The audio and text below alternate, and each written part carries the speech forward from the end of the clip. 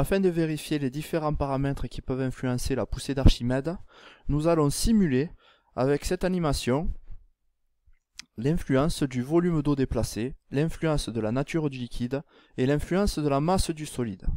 Pour cela, nous allons compléter, comme sur les vidéos de la diapositive précédente, ce tableau.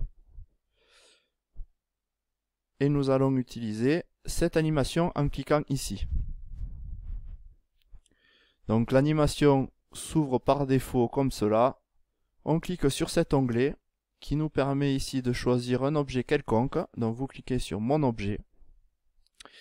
Vous allez pouvoir paramétrer ici la masse en kilogrammes, paramétrer le volume en bougeant le curseur ou en entrant directement la valeur ici, donc le volume en litres, et nous allons ici pouvoir aussi agir sur la masse volumique du fluide, soit en agissant sur le curseur ici, soit en rentrant directement la masse volumique du fluide avec le clavier numérique. Voilà, donc je vais montrer un exemple pour la première ligne du tableau. Donc nous devons vérifier l'influence du volume d'eau déplacé. Donc le premier objet aura un volume de 5 litres, une masse de 10 kg et un liquide dont la masse volumique est de 1 kg par litre. Donc je vais agir sur l'animation ici. Donc j'ai dit une masse de... si je me souviens bien, excusez-moi, 10 kg. Donc 10 kg. 5 litres, c'est déjà positionné sur 5 litres. Et une masse volumique de 1 kg par litre. Voilà. Donc pour compléter le tableau, eh bien, qu'est-ce qu'on nous demande? La lecture de dynamomètre, d'un dynamomètre dans l'air et une fois immergé. Donc le dynamomètre ici, bon, c'est symbolisé par cet objet qui ressemble un peu à une balance, mais on a bien une valeur en newton, donc on peut l'assimiler à un dynamomètre.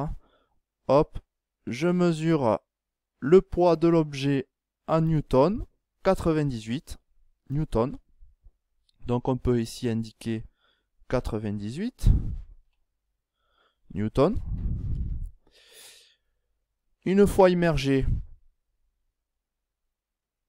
hop, on a un dynamomètre dans l'eau, donc 49 newtons.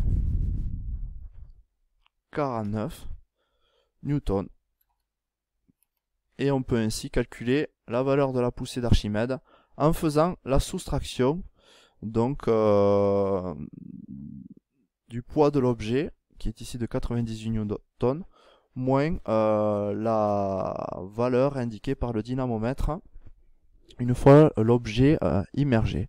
Donc ici, si on fait la soustraction, nous avons une poussée d'Archimède qui est égale à 49 newtons. Voilà.